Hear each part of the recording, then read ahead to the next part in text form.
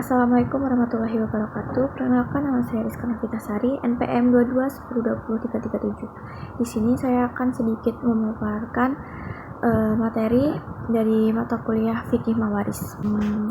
Pertama-tama, marilah kita panjatkan puji serta syukur kita kepada kehadirat Allah Subhanahu wa Ta'ala yang telah memberikan kita kesehatan.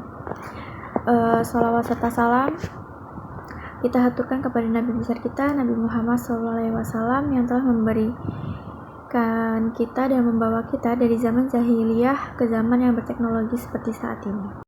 Kewarisan anak dalam kandungan, anak zina, dan anak li'am.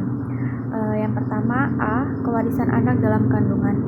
Dalam membahas manusia dalam kedudukannya sebagai mukallaf atau subjek hukum, ilmu fikih mengklasifikasi seorang itu memiliki dua kecakapan yang dalam terminologi fikihnya berupa aliyah ialah aliyat al-ada atau kecakapan dalam berbuat atau bertindak hukum, dan ahliyat al-wujub atau kecakapan dalam berhak. Kecakapan dalam berbuat atau bertindak hukum, aliyah al-ada ada dua, yaitu yang pertama aliyah al-ada al-kamilah, artinya sempurna dalam berkecakapan bertindak hukum, dan yang kedua aliyah al-ada al-naksiyah, tidak sempurna dalam bercakap bertindak hukum. Begitu juga ahliyah al-wujud ada dua, yaitu aliyah al-wujud al-kamilah, dan yang kedua aliyah al-wujud al-naksikah.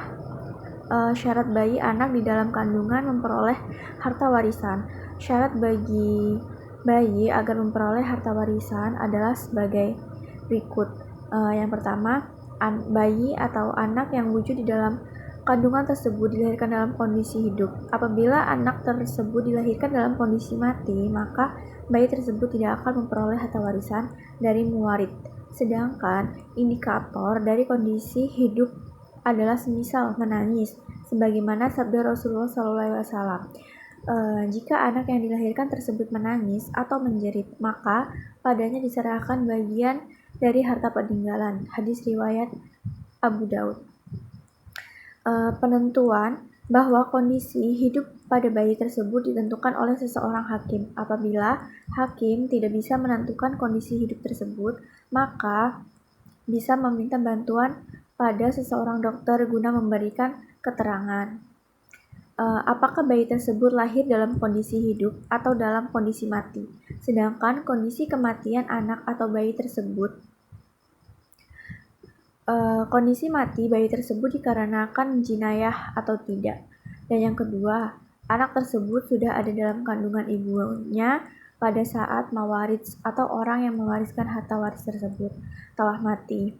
Wujudnya anak pada kandungan ibu, hubungannya sangat terkait erat dengan adanya nasabiah atau hubungan darah atau nasab antara anak tersebut dengan orang yang meninggal dunia. Hal ini dikarenakan nasabiah atau hubungan darah atau nasab dari anak bayi. Hal ini dikarenakan nasabiah atau hubungan darah atau nasab dari anak bayi itu.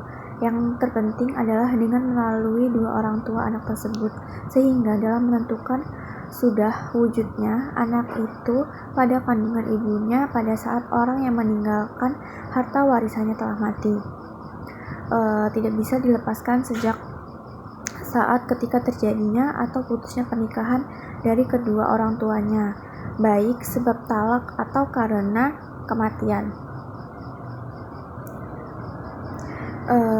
Pusaka, anak hasil zina, dan anak li'an. Dalam pokok hukum Islam, waris mewarisi adalah karena hubungan perkawinan yang hubungan nasab. Seorang suami istri dapat mewarisi karena keduanya terikat oleh perkawinan yang dibenarkan oleh hukum Islam, karena hak yang diperoleh karena perkawinan tersebut.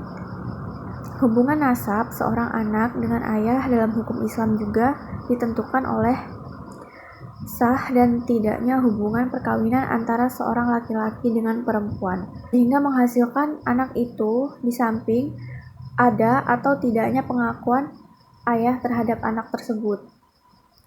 Kalau hubungan nasab ayah dan anak tersebut sah, maka antara ayah dan anak dapat warisi.